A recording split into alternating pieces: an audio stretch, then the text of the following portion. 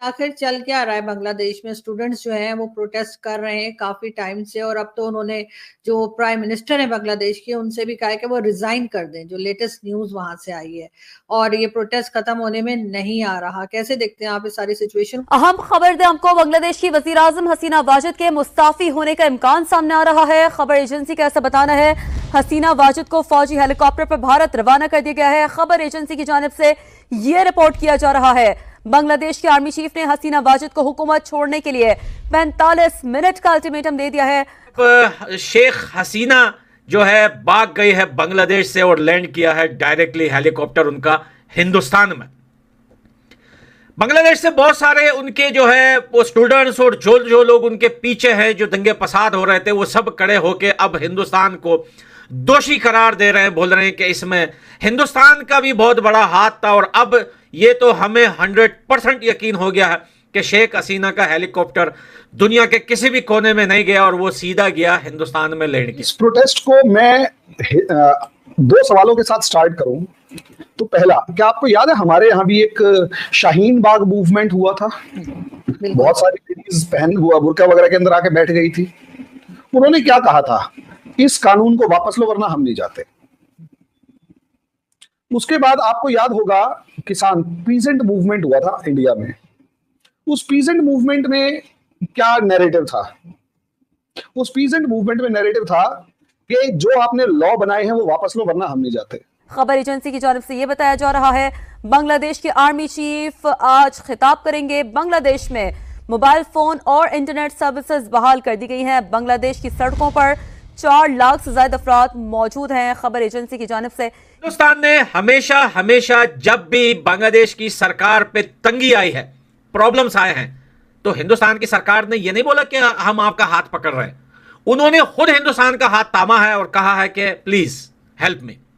तो गाइज, इस समय दुनिया में सबसे ज्यादा चर्चा की बात किया जाए तो सबसे ज्यादा चर्चा में है बांग्लादेश। और बांग्लादेश में चर्चा होने का मेन रीजन है कि बांग्लादेश की जो पीएम है हसीना जहां, वो जो वहां के पीएम पद से रिजाइन कर दिए, और रिजाइन करने के तुरंत बाद जो वो इंडिया आ गए हैं हेलीकॉप्टर के द्वारा, जिसके बाद से काफी ज्यादा बांग्लादेश चर्चा में चल रहा है। और चर्चा में चलने के साथ ही इंडिया के लोग, पाकिस्तान के लोग और बांग्लादेश के लोग, सभी लोगों का कहना है कि अब जो वहाँ पे जो गवर्नमेंट को जो टेक ओवर करने वाले वो करने वाले, वहाँ की जो मिलिट्री है वो टेक ओवर करने वाले, और एक जो मूवमेंट था वो जो सफल हुआ कहते हुए नजर आ रहे। साथ ही आपको बता दें पाकिस्तान के लोग जो इसके बारे में क्या सोचते हैं, क्योंकि आपको बता दें इसमें तो ज्यादातर हाथ जो है पाकिस्तान के लोग का ही होता है। तो चलिए देखते हैं।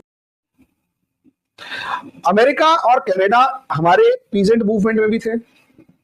वहां से आवाजें आ रही थी कि जी बचाओ, मतलब ये आप ऐसा नहीं कर सकते, किसानों की बात माननी पड़ेगी।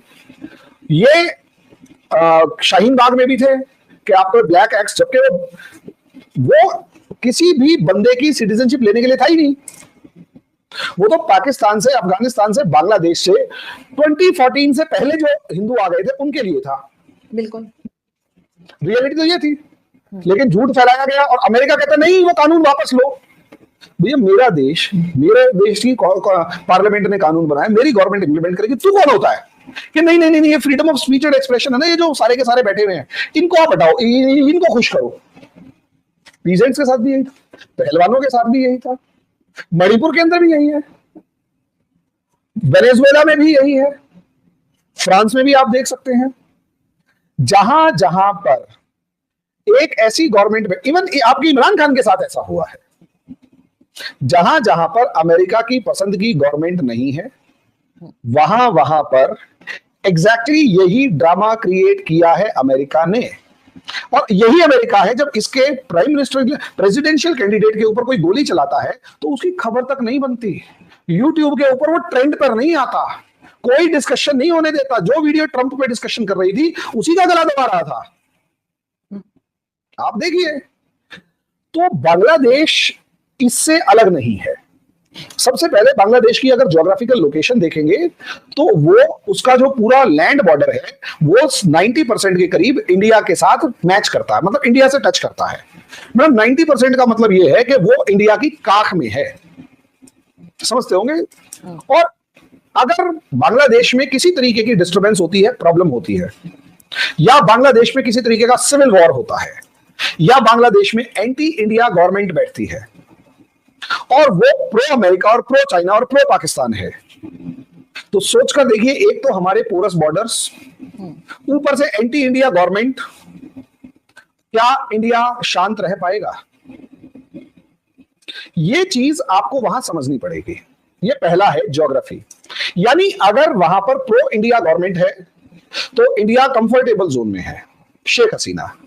अगर वो एंटी इंडिया गवर्नमेंट के साथ है, या वहां एंटी इंडिया गवर्नमेंट है, या यूं कहें the government which is not suppose to be support India, वो गवर्नमेंट है शेख हसीना, तो इंडिया की टेंशन हमेशा बनी रहेगी।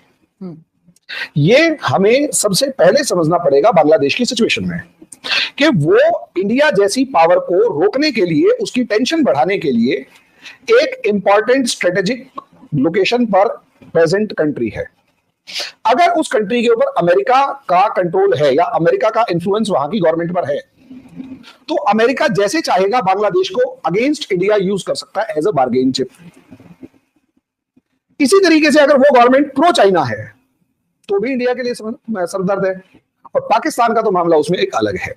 अब आ जाते हैं, क्योंकि हिस्ट्री का टीचर हूं तो बेसिकली थोड़ी सी हिस्ट्री मुझे समझ पाया, वो मतलब चीजें हिस्ट्री से जुड़ जाती हैं।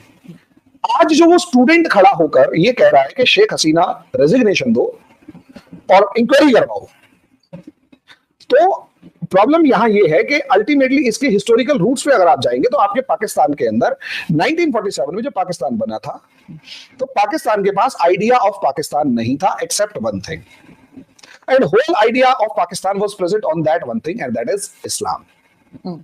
कि जो कुछ भी है इस्लाम है, और इस्लाम के मानने वाले मुस्लिम उम्मा एक है, बाकी सब साइड में हट जाओ, बाकी किसी को हम मानते ही नहीं।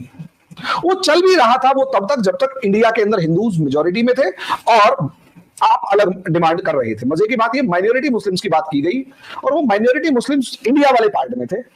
और उससे ज्यादा मजे की बात, आपके जिन्ना साहब जिनके लिए पाकिस्तान मांगा, उनको इंडिया में ही छोड़ के पाकिस्तान बनाकर चले गए। भाई पाकिस्तान में तो मुस्लिम्स पहले मेजॉरिटी में थे, उनके लिए तो कंट्री देना ही नहीं था। असली कंट्री की डिमांड तो इंडिया वाले मुस्लिम्स के लिए की गई थी। अब इनके नाम पे पाकिस्तान मांग लिया और उसके बाद इन मुसलमानों को यही छोड़ के कहते हैं हिंदुस्तान में मुसलमानों वफादार रहना और खुश रहना, मैं चला। अब इन बेवकूफों को यहाँ वाले को समझ में नहीं आया, तुम्हारा तो कट गया भाई तो पागल बना के चला गया अच्छे तरीके से। मैं क्लास में पढ़ाता हूँ और बच्चे कहते हैं हाँ सर ये तो हुआ तो भाई अब भुगतो, क्या कर सकते हैं। और अंग्रेजों ने पाकिस्तान बना दिया, चलो ठीक है।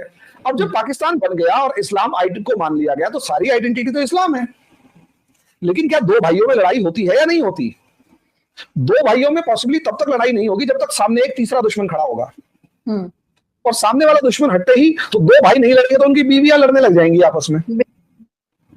तो गाइस आप लोगों ने देखा कि किस तरह से बांग्लादेश में अभी क्या क्या हो रही है, क्योंकि आपको बता दें बांग्लादेश में जिस तरह से सिविल वार हो रही थी उसकी वजह से वहाँ के जो पीएम थे हसीना, वो जो रिज़ाइन कर दे और वहाँ पे जो टेक ओवर किया उनके जो आर्मी चीफ है वो टेक ओवर कर लिए। और इनके पीछे का क्या रीज़न है उसके बारे में हम लोग को जानकारी थोड़ी बहुत मिली है और इसके साथ ही काफ़ी कुछ सीखने को भी मिला होगा आपको।